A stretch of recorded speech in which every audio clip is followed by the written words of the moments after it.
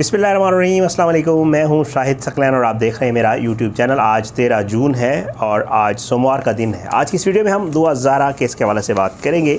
आप भी देख चुके होंगे, दुआ ज़ारा का एक इंटरव्यू आ गया है और शायद कुछ इंटरव्यूज़ जो है वो मज़ीद आने वाले हैं।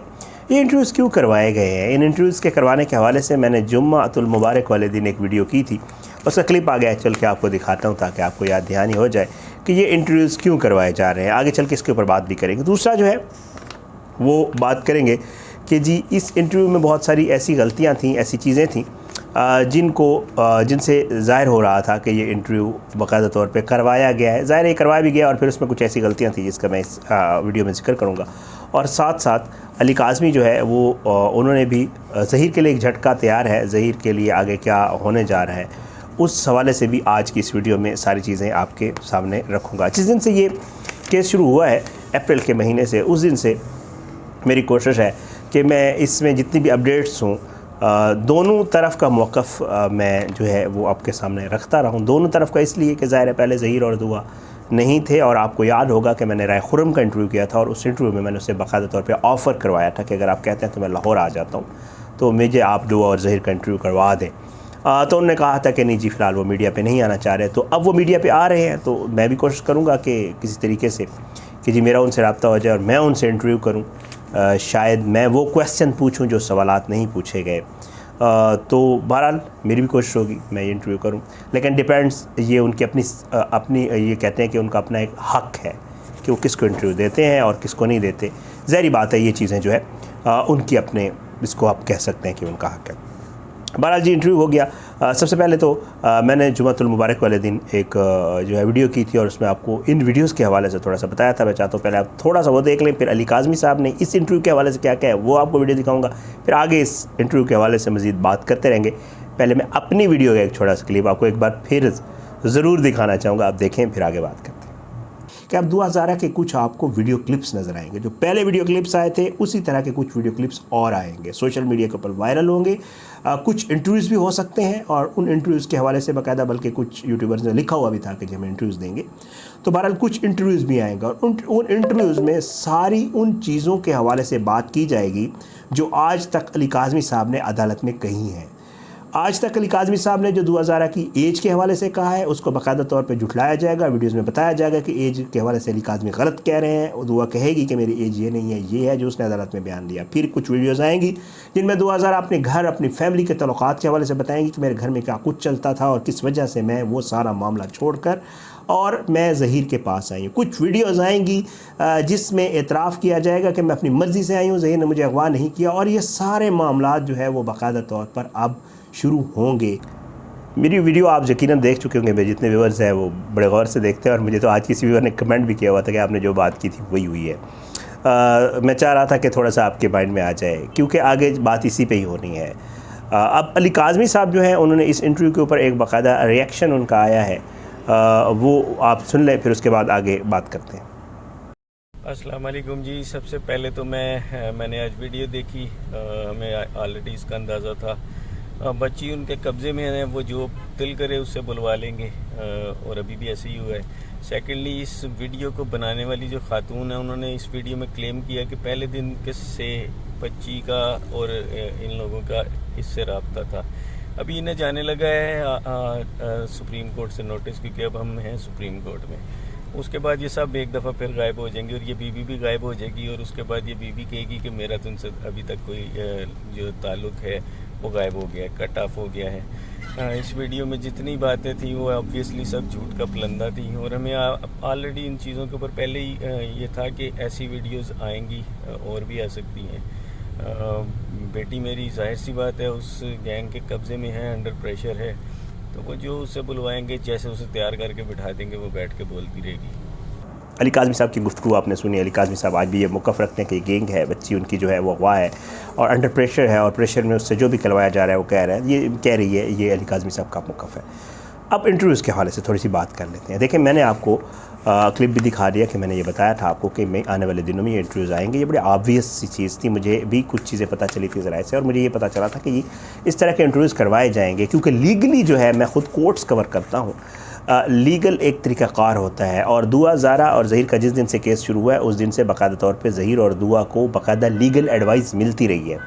मैं बहुत सारी वीडियोज़ में इस चीज़ का जिक्र कर चुका हूँ कि उनको लीगली आज बाकायदा, बल्कि दुआ ने और ज़हीर ने अपने इंटरव्यू में ये बता भी दिया कि हमें मना किया गया था कि आप लोग मीडिया पे ना आएँ, क्योंकि शायद आप लोग कोई ऐसी बात कर दें जिसका केस के ऊपर असर पड़े। ये लीगली एडवाइस थी उनको और आज ये चीज़ प्रूव हो गई। अब इंटरव्यू के हवाले से थोड़ी सी बात कर लूँ।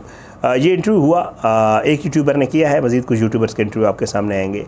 ये इंटरव्यू जो है ज़ाहिर है ये रिकॉर्डेड इंटरव्यू था और चाहिए उनको ये था कि ये इंटरव्यू 1 गो में होना चाहिए था। ये इंटरव्यू 1 गो में नहीं था। इस इंटरव्यू में बहुत सारे एडिट्स थे।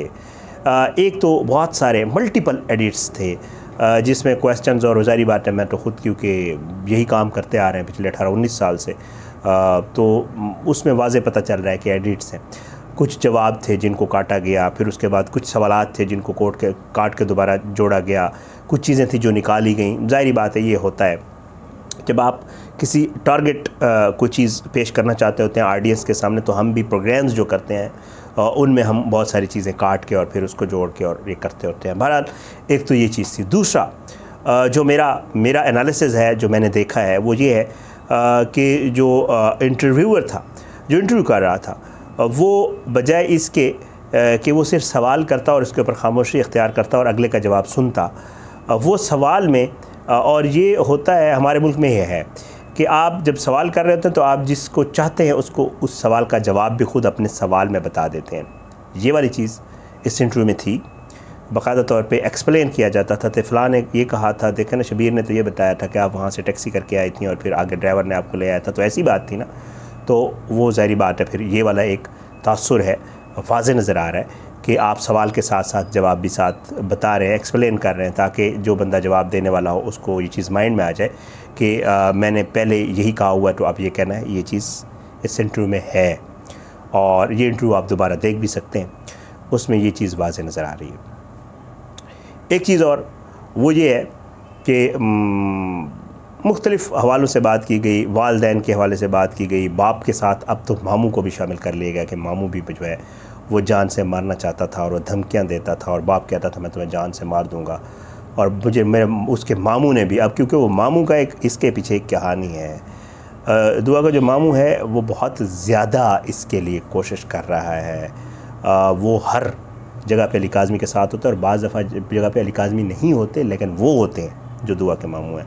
तो वो इस केस को बड़ा मतलब ख़ुद लड़ रहे हैं, मेरी बात होती रहती है उनके साथ। तो अब वो दुआ के वालिद के ऊपर तो पहले ये केस किया गया था कि जी हरासा कर रहे हैं, घर में घुसे हैं, ये हुआ है, वो हुआ है, फिर ये हुआ, ये चीज़ें। तो अब ये जो मामू वाला एंगल है ये भी अब शामिल किया जा रहा है। और हो सकता है, फिर आपको प्रेडिक्ट कर रहा हूँ, ये मेरी अपनी एनालिसिस है क्योंकि मैं कोर्ट कवर करता हूँ, हो सकता है कोई इस किस्म के आगे आने वाले दिनों में दरख्वास्त भी आ जाए मामू और बाप के ख़िलाफ़। तो ये भी ज़रा माइंड में रखिएगा। अच्छा, अब एक और चीज़ वो ये है कि ये अब इंटरव्यूज़ होंगे। ये इंटरव्यूज़ दुआ ने क्या इंटरव्यू दिया वो आप सुन सकते हैं। मैं क्योंकि बहुत सारे लोग मुझे कहते हैं कि जी आप एक्सप्लेन कर दिया करें, हम आपका चैनल देखते हैं तो आप बता दिया करें। थोड़ा सा मैं बता देता हूँ। ज़हीर से पूछा गया कि आप क्या करते हैं, माली हैं। उसने कहा जी FSC किया हुआ है, मोबाइल सेल परचेज़ का काम करता हूँ, 60 से 80 हज़ार रुपये कमाता हूँ, सर्विस सेंटर के लोग जानते हैं। जो है एक चीज़ का एतराफ़ किया गया है इंटरव्यूअर की तरफ से कि जी जब ये लोग भाग रहे थे पुलिस से इधर उधर से, किसी के हाथ नहीं आ रहे थे, तो इस इंटरव्यूअर के साथ राब्ते में थे। बहरहाल वो कहता है कि जी बच्ची कहती है कि जी मैं एयरपोर्ट से टैक्सी ली और वहाँ से जो है मैं सीधा लाहौर आई। अच्छा, इसमें एडिटिंग और कटिंग मैंने लिखी हुई है कि एडिटिंग और कटिंग है इसमें। मीडिया पर आने से वकील ने मना किया था, कहीं को गलत स्टेटमेंट ना दे दें। 3 से 4 साल से ताल्लुक़ है, पहले कहा जाता रहा कि 2 से 2.5 साल से ताल्लुक़ है, अब 3 से 4 साल का ताल्लुक़ हो गया है। अच्छा, कोई नशा कोई प्रेशर नहीं है, मैं ठीक हूँ। जो कहती थी अपनी मर्ज़ी से कहती थी, दुआ ने ये कहा, ये ज़ाहिर है ये तो होना था। लाहौर गई तो पहली बार देखा, ज़हीर को पहले नहीं देखा हुआ था। फिर बताया गया कि आपने इनकी DP CPs तो देखी होंगी, उन्होंने कहा जी बिल्कुल देखी थी। अच्छा, फिर उसके बाद जी पूछा गया कि कि वालदैन से मिलना चाहती हूँ। वालदैन ने हाँ कि जी आपने मुलाकात में क्या कहा था जज से साथ, तो दुआ ने कहा कि जी मैंने कहा था जी वालदैन से नहीं मिलना चाहती। जज ने कहा तो फिर वालदैन ने मुझे कहा कि जी आप जज को जाकर ये कहो कि जी मैं आपके साथ रहना चाहती हूँ, और जो है मैंने उन्हें कहा कि जी आप लोग ज़हीर के साथ सुलह कर ले, तो उन्होंने मेरी बात नहीं मानी। तो वो फिर ज़बरदस्ती, तो मुझे कोई नशा वगैरह नहीं दे रहा। उम्र कितनी है, उम्र के हवाले से उसने बता दिया मेरी उम्र 17-18 साल है, लेकिन जो डॉक्यूमेंट्स हैं अली काज़मी साहब के पास मैं आपको 12 बता चुका हूँ कि उसमें उम्र जो है वो छोटी है। इस्लाम के मुताबिक शादी है कि ये हमसे कोई गलती हुई तो माफ़ करें, दिल बड़ा करें, ज़हीर को तस्लीम करें, और सवालों के जवाब ख़ुद दे रही हूँ, ये कर रही हूँ सारा कुछ। हाँ मार पड़ी। अच्छा ये जो ज़ैनुल आबिदीन वाला मामला है, इसके कज़न वाला एक दफ़ा फिर आज इससे ये जो है दुआ ने कहा, तो ये सारी चीज़ें जो है की गई। उसके बाद जी जहाज़ के टिकट्स के हवाले से बच्चों ने ये बताया, ज़हीर ने और दुआ ने, कि जी ज़हीर ने और दुआ ने ये बताया कि जी जहाज़ के टिकट्स हमें पुलिस ने करवा के दिए थे, और उनको ये था कि हमारी जान को ख़तरा है, तो इस वजह से उन्होंने वो अपनी जेब से करवा के दिए थे। और उसके साथ जी उसने ज़ाहिर बात है बाद में उन्होंने कहा कि जी हम एक दूसरे के साथ रहेंगे, और ज़ाहिर बात हम अब वो दुआ जो है वो मेरी इज़्ज़त है, ज़हीर ने कहा, तो मैं अब हर हाल में इनका साथ दूँगा। अब ये सारी चीज़ें आ गई। अब ज़हीर के लिए क्या झटका तैयार है, वो ये है अली काज़मी साहब जो है एक तो प्रोटेस्ट हो रहे हैं, मैं प्रोटेस्ट के हवाले से एक अलग वीडियो करूँगा, बहुत सारी चीज़ें हैं उसमें। प्रोटेस्ट हो रहे हैं, साथ साथ अली काज़मी साहब ने लीगली इसको मज़ीद जो है स्ट्रांगली लड़ने का फ़ैसला किया है। एक तो 2 वकला हैं, जबरान नासिर का नाम आ रहा है और एतज़ाज़ अहसन साहब का नाम भी आ रहा है कि उनसे उनकी बात हो गई है, मुझे बताया गया, और वो लोग अब केस लड़ेंगे और इस मामले को सुप्रीम कोर्ट तक ले जाया जाएगा। अब देखते हैं, ज़ाहिर बात है जब मामला सुप्रीम कोर्ट या इधर उधर जाता होता तो फिर जो रेस्पोंडेंट होता है जिसके ख़िलाफ़ दरख्वास्त दी जाती है तो वो उसको भी आगे से वकील करना पड़ता है, और वो सारी चीज़ें। अब देखते हैं कि ये मामला आगे किस तरफ जाता है। बहरहाल इंशाल्लाह 2000 के हवाले से मज़ीद भी कुछ अपडेट्स अगली वीडियो में आपके सामने रखूँगा। आज की वीडियो इतना ही। अपनी दुआओं में याद रखा करें। अल्लाह पाकिस्तान का आमीन, नासिर इसके खिलाफ साजिशें करने वालों को सलाबूत करे, आमीन सुमा आमीन। पाकिस्तान जिंदाबाद। अल्लाह हाफ़िज़।